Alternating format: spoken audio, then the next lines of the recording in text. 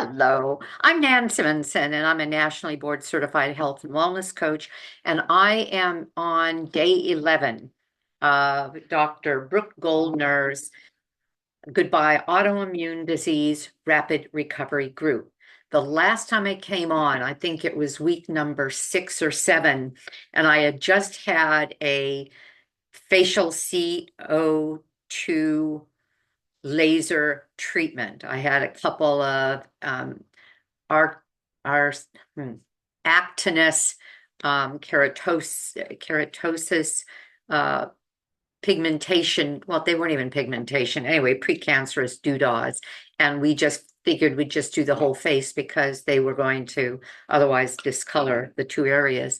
And boy, have I been burnt up. You can't really, well, I'll show you that I'm still not finished losing part of my face. It just peels off. It's pretty nasty stuff. So that was an excuse for being so bright red and maybe looking a little different than usual.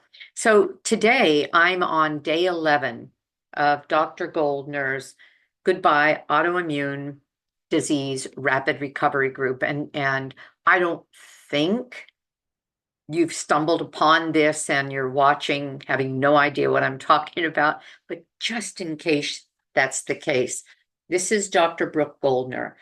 She recovered from lupus by using a protocol that her husband, who has a degree in, it's either physiology or metabolism or anyway, and he is very well known for his understanding of cellular biology.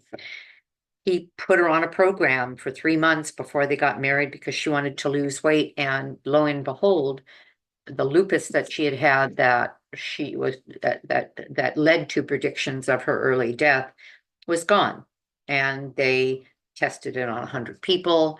That protocol, when they decided, gosh, this thing is gone, and it made a difference and reversed autoimmune diseases of all kinds. So she did classes and training and then wrote this book, Goodby Autoimmune Disease, and then began or strengthened the program and made it available to people who wanted to do it on their own, because it was one thing to know what to eat. It was another thing to know how to apply it in our lifestyle. And that's what this book is about. And then there are testimonies from patients in the back as well that are very inspiring and show one what is possible. Well, the Rapid Recovery Group is her and Thomas and a coach, but it's those two that do any kind of communication in terms of training, using a 6-week period of time every day, no days skipped, to communicate with a group of people who join to get this so well that it will reverse their diseases. Now, it's day 11, so that's not even 2 weeks yet. This is after 1 week. And I was looking at, and it's on Facebook, but a very private Facebook group. And people will write, we put in a log, we write our results, we write what we're excited about. There was a very long post from a gentleman who admitted he hadn't even sent in his logs, and that's a requirement, but he said, I was too upset at the way my health was going to even bother. And I may be paraphrasing some of what he said, but I'm not, I won't even try to quote him. I'll simply say that what he explained is that since we began, he's lost 9 or 10 pounds. His kidney function, which was very, very bad, is up to, I don't know kidney function numbers. He had so many improvements to the degree that where he couldn't move well because he was so much in pain, he was in so much pain from inflammation, that he's able to do things he hasn't been able to do in years. This is 11 days. Part of 10 pounds in 11 days wouldn't necessarily be weight as much as it would be inflammation and inflammatory fluids and weight. But we're eating until we can't eat anymore. So it's not that we're not eating.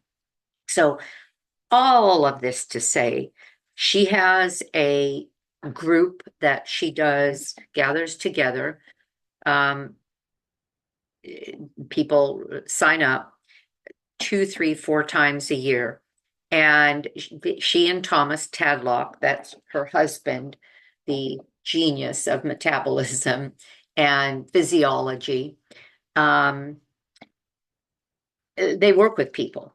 And they work very, very closely with people, communicate regularly on basically a daily basis.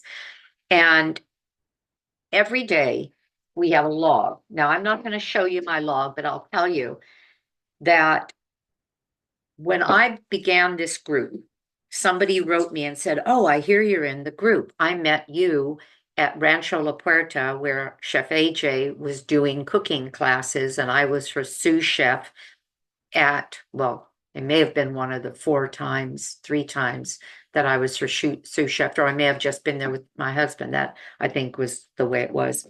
And she said, "I met you at Rancho La Puerta with Chef AJ and her group, and I did the rapid recovery group in 2019, got fabulous results, and I'm back again because I ended up."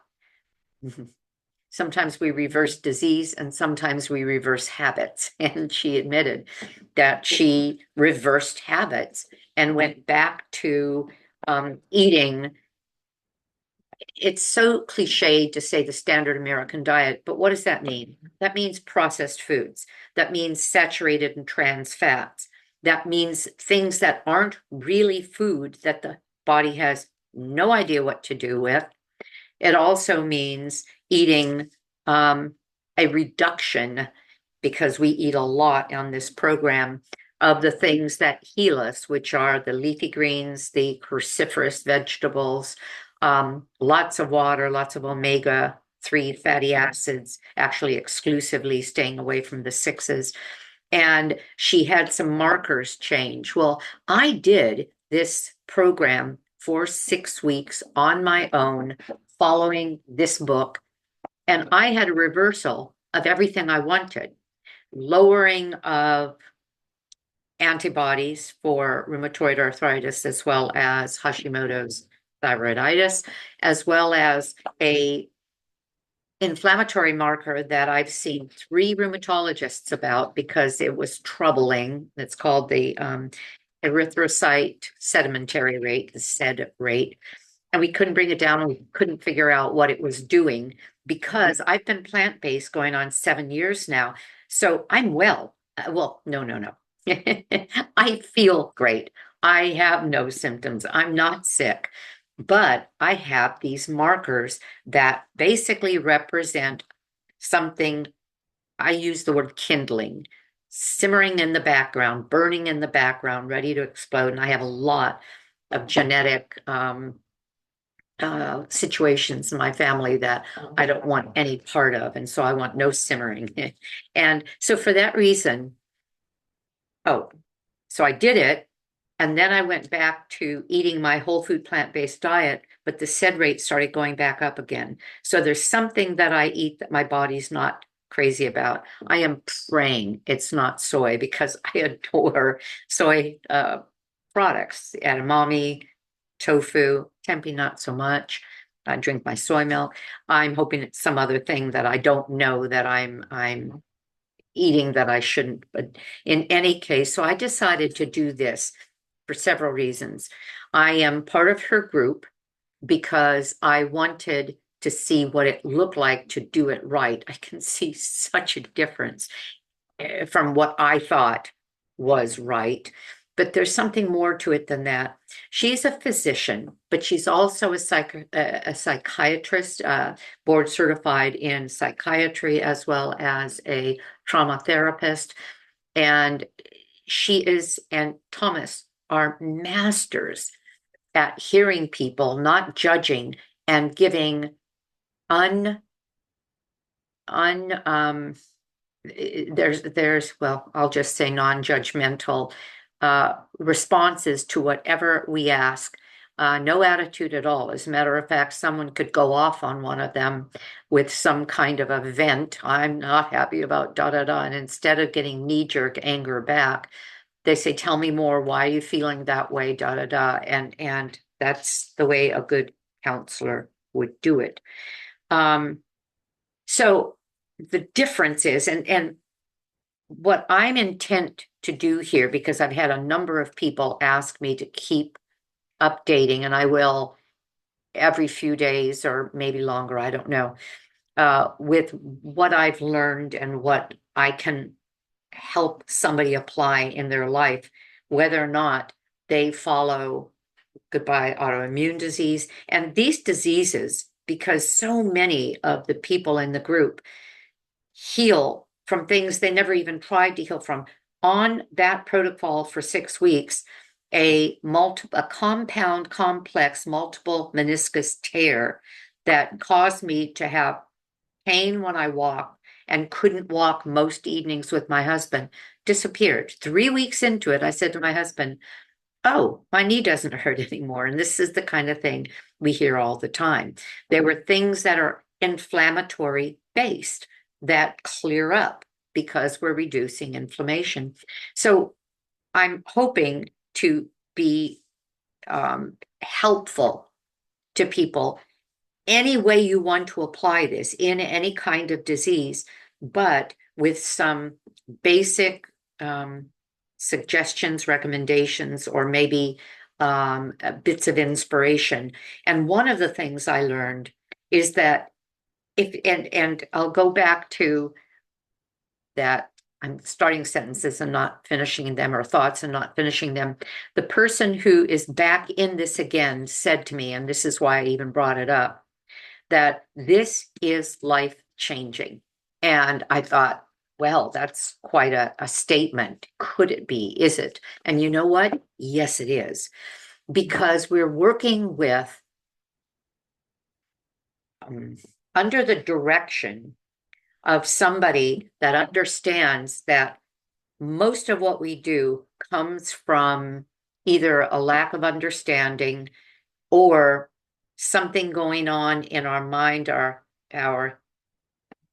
past, our proclivities that can be examined, combed out, and can change everything about our behavior. In other words, it's more and different than what's evident. One of the things I've never done well, I am clinically ADHD, I have dyslexia and some learning disabilities. And so there are things I can do, like I can talk, I can have a thought and put it out openly. And I built actually several businesses, very successful businesses, because of my ability to communicate.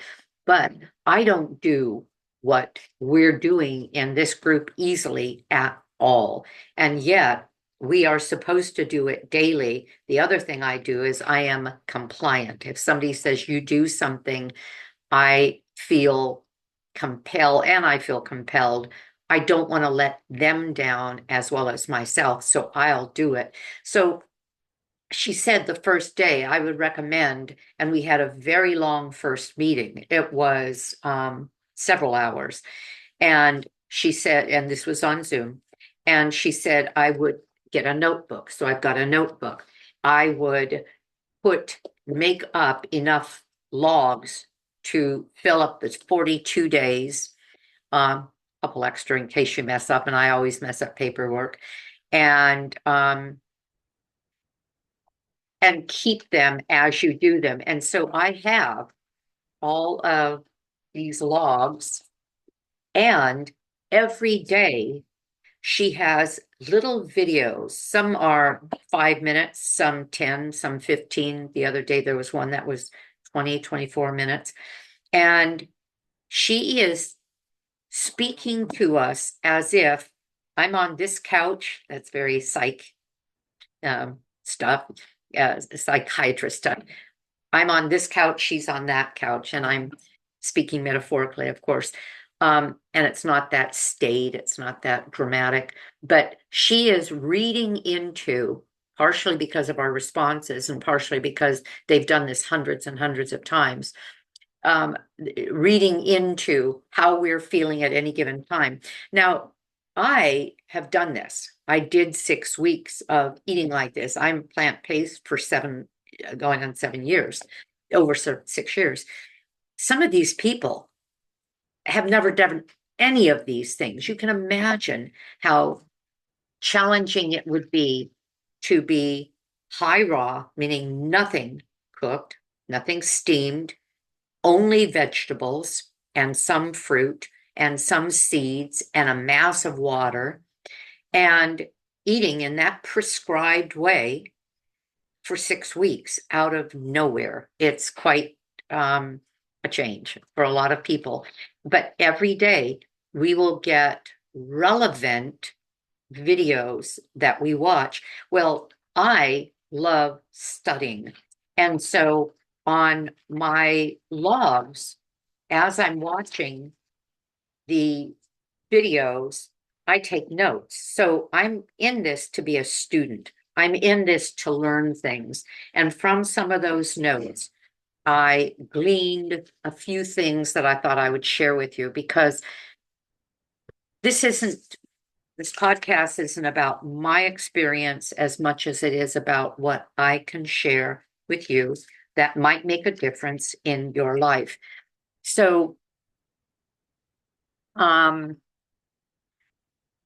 agree with what I was told. This can be life-changing. We every week have on Friday, we have a Zoom live coaching session where we get some information, but anybody can ask any kind of question and they will be fully coached right there online. The last one was almost 4 hours. Well, it was actually over 4 hours. I sat in for the first one I sat in for the first hour, and then I had to go to a meeting. The next one I sat in for the entire time, and I learned so much. I heard so much. We also, and this is important, on the log, have a place for celebration. So we're putting vital statistics. We're putting the high nutritional value foods, the ones that we have to hit a certain number of. That's leafy greens, cruciferous vegetables. The fruit, we have a maximum number of. We list all of that. We photograph everything that we eat. If we go off plan, we talk about that. What did you do? And show that. And then how are you feeling? What were you thinking? And then the plan to help remediate those challenges. Do you see what I'm saying here? This is a very synergistic way of having made a decision, a commitment, and then working through whether we want to or not, whether we change our mind or not, because it sounds like sometimes people just walk away because it's more than they want to do to get well. And so it's not my nature at all to do any of this. I wasn't good in school. I'm not somebody that would have done this on my own from this book. And yet, had I, and this is what I'm saying to you, if you are thinking, but I want some of this, I want some of what people are getting out of this, thousands and thousands of people, having been told by a doctor you'll be on these pills forever, having been told your life will be shortened, having been told your pain is treatable only with prescription medicines, as opposed to food, having all of that reversed because of a program. Could you do it this way? All the time people do it, but it takes what I'm saying. It takes actually paying attention and working it. Those little video snippets then became part of what she put in her book. So she treats anybody, either with the Rapid Recovery Group or with her Goodby Autoimmune Disease book, as well as she can with those circumstances. So we have lessons and we also have homework. I'm going to give you a couple of lessons and then just leave it at that. This was a mindset assignment because she talks all the time, almost weekly. No, excuse me, forget weekly. I've only been in 11 days. Every few days about mindset. Where's your mindset? What are you thinking? Why are you thinking that way? Examining why we think a certain way is really important. And a lot of us don't do that. We don't take it back. Now, because she's a psychiatrist, she can help us take it back further and further and further, and even find resources, sources of those, let's say, the emotional evolution of trauma in our even early years. And yes, she does that with patients who need that. That's part of what makes the rapid recovery so magical and so workable. But I don't need that. I don't think so, at least not that I know of. But I certainly am here to get what I missed the first time, learn more about myself than I have since I was owned with an eating disorder for decades of my life and saw psychiatrist after psychiatrist. There are still remnants that have nothing to do with an eating disorder, of reactivity from sensitivities that I never really quite worked out. And I'm realizing that this is a great way to do that, as well as get on top of any dietary challenges that I might have. So this was a mindset assignment, and it had everything to do with, I could say, the very first day that we were gathering, and that would be the most important question: why? You've got to define your why about your desire to be healthy and well, because if you don't, you won't put up with the discomfort, because there's always discomfort. And so she said, embrace your why. And she asked 3 questions, and these are different than what I've typically heard asked when we're looking for, as they call it in the blue zones, our ikigai, or in Costa Rica, plan de vida. Why did you wake up in the morning, or what do you want out of life? And question number 1, how do I want to feel? How do I want to feel? And that would be physically. How do I want to feel?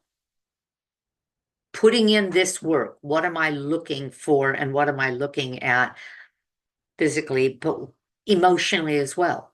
How do I want to feel, knowing going forward that I got on top of what has maybe kept me down for so many years? Number 2, what do I want to do? What do I want to do with this out in the world? Do I want to travel? Do I want to run and jump? Do I want to, well, like I did this morning, I broke some rules because with laser resurfacing and all of this is new skin. This still hasn't come off yet. You stay out of the sun, but I bought online several days ago a hat and a veil. It looked like a burqa, except it's soft gray. And I went out at 6:30 in the morning because I hadn't taken a bike ride since before the procedure, and I had been cycling every morning, and oh my gosh, I needed it, and it felt so good.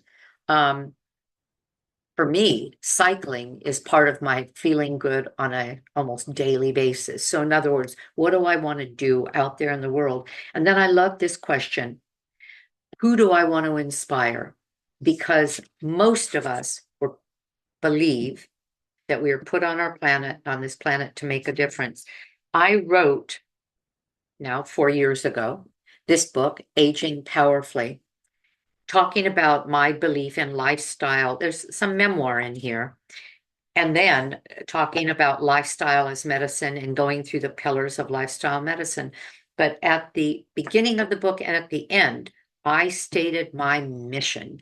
And my mission, and that is, who do I want to inspire, was to make a difference in the world and convince people that through lifestyle as medicine, treating ourselves in a way that we can heal ourselves from within by making the right choices. And here are what those choices can be.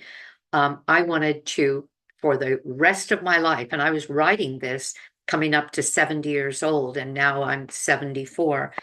I was writing this because I wanted to help people until I am in my 80s, 90s, or beyond to be well with the right choices.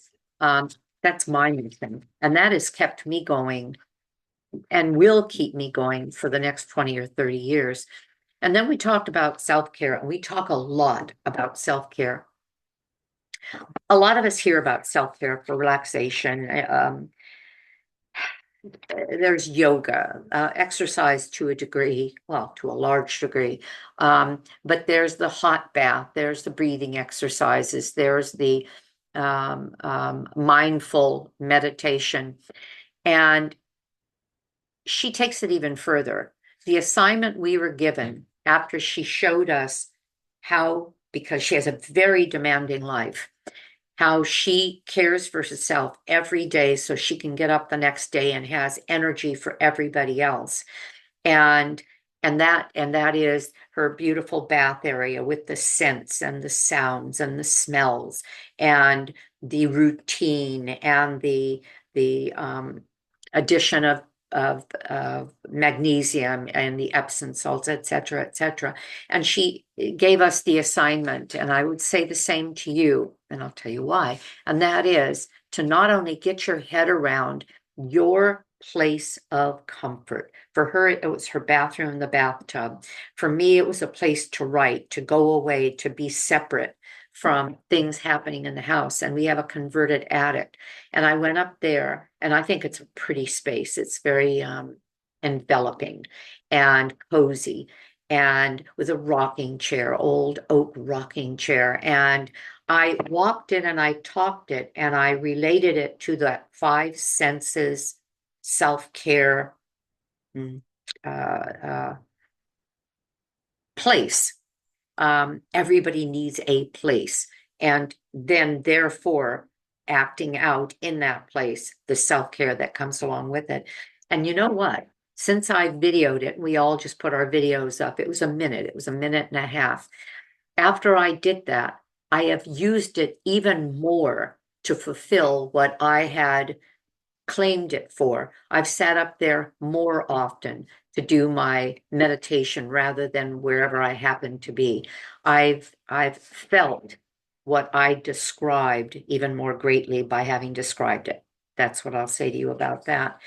And then finally, today, one of the videos was about motivation. And this is an interesting, because again, these words can take us in any direction, but this was good. Well, everything she says is good. She said, we're either, and I'm paraphrasing too, because this is my scribbly writing that I can barely read. We're motivated to do something, or we're motivated not to do it. If we're motivated in both ways, that's called ambivalence. I learned that as becoming for my board certifications. We learned about motivation and what it looks like and how we can help people see what it is they want. But in any case, it's called ambivalence, which isn't a bad thing. It means now we've got something to work on and something to work with. She said, and then there's something called polarizing motivation. She said, I see this a lot, and some of you may recognize it in yourself.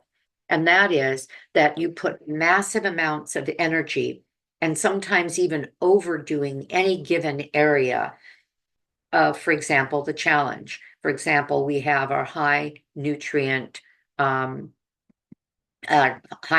vegetables minimum. And some people go way far over the water, or way far over the exercise or the meditation, or whatever. And she said, and yet at the same time, so it shows that they're interested. they will sabotage themselves in another way. They won't, they could have easily come up to the mark in something else, and yet they won't do it. They'll come just up to or way short.